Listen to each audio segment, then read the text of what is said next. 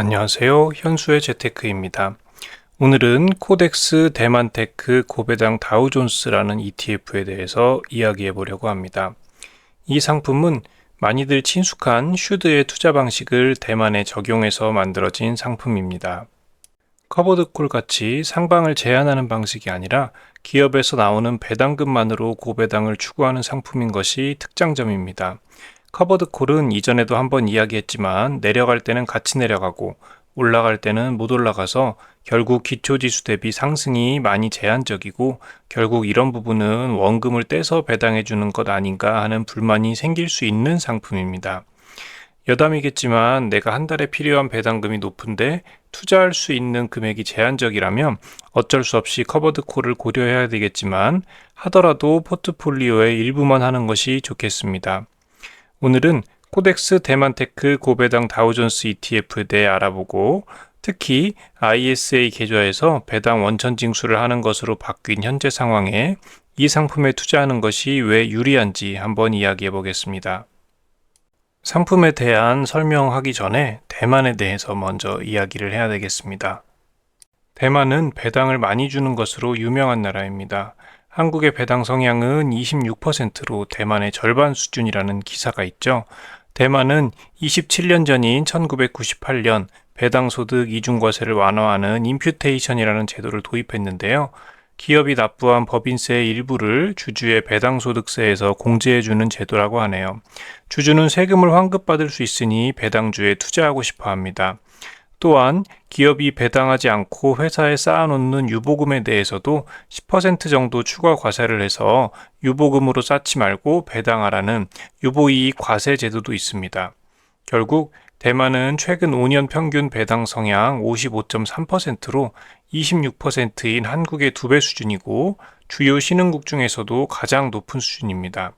또한 대만의 최근 10년 2014년부터 2024년까지 평균 연 배당 수익률이 4%라고 하네요. 한국도 배당소득 분리과세 등 배당을 많이 하도록 정책적 변화를 가져가려고 하지만 아직 가야 할 길이 멀어 보입니다. 또 대만은 전 세계적인 반도체 강국입니다. AI 시대에 꼭 필요한 게 반도체고 이 반도체 생산하면 TSMC죠. 참고로 이 ETF에는 TSMC는 포함되어 있지 않습니다. TSMC 외에도 다양한 반도체 기업들을 가지고 있고 반도체 기업이 이익을 많이 내서 배당을 하고 있습니다. 원래 전통적으로 배당주는 금융, 소비재, 유틸리티 등 방어적인 섹터가 많고 그렇기 때문에 주가 성장은 어려운 경우가 많았습니다. 반대로 성장주는 미래의 성장에 베팅하는 주식이라서 회사가 벌어들이는 수익 자체는 얼마 없는 경우가 많고 그렇다 보니 배당도 없죠. 코카콜라와 테슬라를 한번 비교해 보세요. 그런데 대만은 예외입니다. 성장주가 배당도 많이 주는 나라입니다. 이제 가장 중요한 기초지수에 대해서 이야기하겠습니다. 슈드에서 사용하는 지수와 유사하게 만든 다우존스 타이완 테크놀로지 디비든드 30 인덱스라는 지수를 기초지수로 사용합니다. 지수를 만든 곳에서 가져오다 보니까 영어로 적혀 있는데 제가 한글로 다시 한번 설명드려 보겠습니다.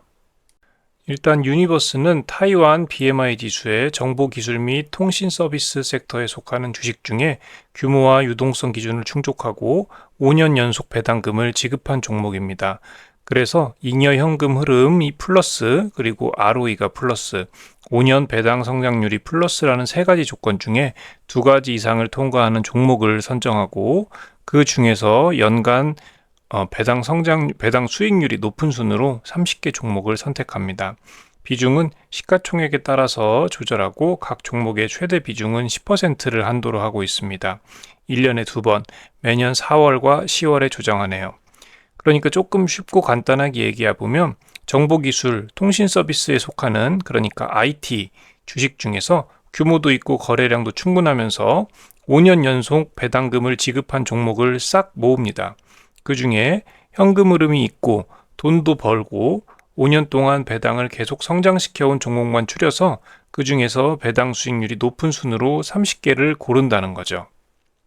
이 지수의 최근 1년간 성과입니다. 이것은 프라이스 리턴인데 그러니까 배당을 제외한 주식의 가격만 본 거죠. 1년간 8.85%의 수익이 있었고 중간에 깊은 골짜기는 올해 초에 관세 이슈 때문에 하락한 것으로 보입니다. 배당금을 포함한 토탈 리턴은 1년에 15.4%로 가격만 보는 프라이스 리턴보다 더 높은 성과를 보입니다. 배당을 많이 준다는 거죠. 백테스트를 통해서 2013년부터 봤는데요. S&P 타이완이라는 지수와 비교해도 이 다우존스 타이완 지수가 아웃퍼폼하는 것을 볼 수 있습니다. 다만 수익률이 높은 만큼 변동성도 높습니다. 1년 변동성이 27.36%네요. 그래도 변동성 대비 이익도 높아서 상당히 효율적인 투자라고는 볼 수 있겠습니다. 2013년 4월 30일부터 계산했을 때 배당 제외한 연평균 수익률은 9.28%, 연평균 배당은 6.6%입니다. 배당금을 모두 재투자했다면 연평균 15.88%의 수익률이 되겠습니다. 또 강조하는 것은 하락장의 방어도 좋다고 써 있습니다. 하락하는 월, 그러니까 다운먼스가 총 50번 있었고 S&P 타이완 BMI라는 지수와 비교하면 덜 떨어진 경우가 62%라고 합니다. 그렇지만 이미 우리는 위에서 변동성을 봤죠. 변동성이 높으면 안정적인 편은 아니라고 봐야 됩니다. 이 차트에서 빨간색으로 표시된 것이 NAV, 그러니까 기준 가격이고 최근 1년 NAV의 수익률은 14.92%입니다. 이건 배당금 재투자를 가정한 세전 수익률이라고 보면 됩니다. 실제 시장 가격은 배당금을 포함하지 않은 시장에서 거래되는 ETF 가격입니다. 여기서는 약간 하늘색으로 표시가 되어 있죠. 그런데 관세 이슈 당시에 하락이 어마어마해서 20% 이상 하락한 것을 볼 수 있습니다. 연간 수수료는 총 보수율 0.45%, 실부담 비용률은 0.7461%로 싸다고는 할 수 없는 가격입니다. 그리고 거래량과 거래 대금이 상당히 낮습니다. 60일 평균 거래량이 13,000주 정도밖에 되지 않습니다. 실제 거래 시간의 호가창을 보면 LP가 거의 일을 잘 안 하는 것 같습니다. 거래량이 적으면 LP라도 적극적으로 붙어서 매매를 도와줘야 되는데 좀 너무하다 싶은 수준이네요. 그런데 이 상품은 세금 면에서 좀 더 유리한 부분이 있습니다. ISA 계좌에 세제 혜택이 사라지면서 좀 아쉬움이 있었죠. 이중과세를 막기 위해서 크레딧 공제를 해주지만 혜택이 많이 줄어들긴 했습니다. 게다가 배당을 주로 받는 경우에는 크레딧이 남아서 손해를 볼 수도 있습니다. 오히려 일반 계좌보다 세금을 더 내는 경우도 생길 수 있죠. ISA에서 이 상품 투자를 고려해보는 이유는 대만은 원천징수 세율이 10%입니다. 만약 ISA에서 배당을 받는 다른 해외 펀드가 없다면, 그러니까 이 상품 하나만 담았다면 크레딧 공제를 계산할 때 81%의 공제율을 적용해 줍니다. 미국 나스닥 100 ETF와 비교해 보죠. 미국 나스닥 100 ETF에 투자해서 매매 차익 1,000만 원, 배당금 1,000만 원을 받았다고 해봅시다. 배당 소득세 15%를 원천 징수하고 입금되는 배당금은 850만 원입니다. 크레딧 공제율은 55%로 원천 징수 세금 150만 원에 대해서 적립되는 크레딧은 82만 9천 원입니다.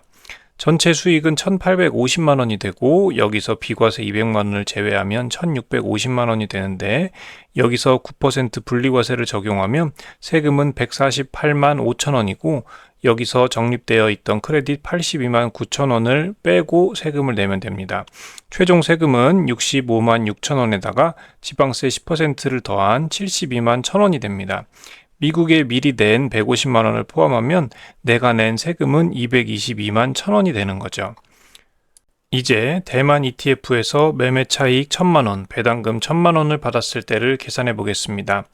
배당 소득세 10%를 원천 징수하고 입금되는 배당금은 900만 원입니다. 크레딧 공제율은 81%로 원천 징수 세금 100만 원에 대해 적립되는 크레딧은 81만 원입니다. 전체 수익은 1,900만 원에 비과세 200만 원을 제외하면 1,700만 원이 되고 9% 분리과세를 적용하면 내야 될 세금은 153만 원이고 여기서 적립된 크레딧 81만 원을 뺍니다. 최종 세금은 72만 원에 지방세 10%를 더한 79만 2천 원이 됩니다. 대만에 낸 100만 원을 포함하면 내가 낸 총 세금은 179만 2천 원이 되는 거죠. 같이 2천만 원을 벌고 세금 차이는 40만 원 정도 넘게 세금 차이가 납니다. 주의할 것은 대만과 미국이 같이 들어가 있으면 안 된다는 겁니다. 나라에서 세금을 거둘 때 크레딧을 하나하나 다 계산하기가 번거로우니까 여러 나라에서 배당금을 받으면 그냥 합쳐서 14%를 떼고 받은 것으로 퉁치기로 했습니다. 그래도 대만은 원천 징수가 10%라서 15%를 떼가는 미국에 비하면 세금을 적게 내긴 합니다만 10%낸 것을 14%낸 것으로 퉁쳐서 계산하면 손해긴 하죠. 계산이 좀 어렵다면 대만 ETF는 대만에서 떼가는 원천 징수 세율이 10%라서 ISA에서 투자할 때 15%를 떼는 미국에 비해서 메리트가 있다. 계좌에 외국 ETF는 한 종류만 넣어야 그 메리트가 더 크다 정도로 이해하시면 됩니다. 이번엔 조금 안 좋은 이야기도 하나 하겠습니다. 양안전쟁 이슈가 있죠. 이런 국제 정세는 저도 잘 몰라서 전쟁이 날지는 모르겠지만 어쨌든 만약 낮은 확률이라도 중국이 진짜 대만을 침공한다면 대만 주식시장에 심각한 위협이 되겠죠. 물론 미국에서 중국이 대만을 점령해서 반도체 기지를 가져가는 것을 두고 볼 리는 없습니다. 그런데 이게 미국이 대만을 지켜준다는 이야기는 아닐 수도 있습니다. 미국이 지킬 수 없다면 중국이 가지기 전에 내가 직접 부숴버리겠다는 전략을 쓸 수도 있죠. 실제 대만과 중국의 전쟁 위험이 어느 정도인지, 대만 사람들이 느끼는 불안감은 어느 정도인지 외국인인 우리가 알기는 어렵습니다. 외국인들이 우리가 북한의 위협을 못 느끼는 걸 모르는 것처럼요. 우리가 북한을 무서워했다면 서울 집값이 이렇게 오를 리가 없죠. 장점을 보자면 이 상품은 배당도 많이 주는 성장주에 투자하는 상품입니다. 그래서 수익률이 높습니다. 그리고 ISA에서 투자하면 다른 해외 상품에 비해서 세금 혜택을 더 볼 수가 있습니다. 단점은 변동성이 좀 큰 편이라서 단독으로 투자하기는 부담스럽고 수수료도 높은 편입니다. 그리고 거래량이 너무 적어서 거래할 때 손해를 보기가 쉽습니다. 그리고 양안전쟁이 나면 낮은 확률이겠지만 망한다는 거죠. 오늘의 결론입니다. 코덱스 대만테크 고배당 다우존스 ETF는 대만 반도체 산업에 투자하는 상품으로 대만은 성장주가 배당도 많이 주는 특이한 구조라서 주가 성장과 고배당을 동시에 월배당으로 즐길 수 있습니다. 대신 그만큼 높은 변동성이 있어서 투자에 주의가 필요하겠습니다. ISA에서 투자하면 타 국가의 상품에 비해서 세금을 적게 떼가니까 유리한 점이 있습니다. 그렇지만 운용 보수가 좀 비싼 편이고 거래량이 적고 LP의 호가 제시가 좀 너무한 수준이라서 투자에 주의가 필요합니다. ISA나 연금저축 등 세제 혜택 계좌의 상황이 변했고 대만에 투자하는 것이 이런 계좌에서 세금적으로 이득인 상황에서 삼성자산 운용이 적극적으로 관리를 해주면 더 인기를 끌 상품이 아닐까 싶습니다. 오늘은 여기까지고요. 시청해 주셔서 감사합니다. 여러분의 성공적인 투자를 기원합니다.